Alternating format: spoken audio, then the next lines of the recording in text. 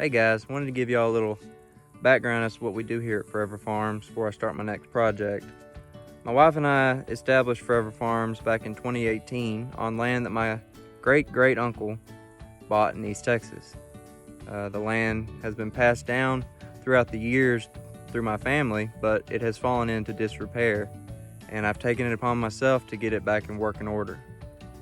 Today we're going to be working on a head gate so that I can get a couple calves that I need to get tagged and worked, taken care of. The head gate has been kind of buried under the dirt, and so we're going to dig that out and get that in working order again.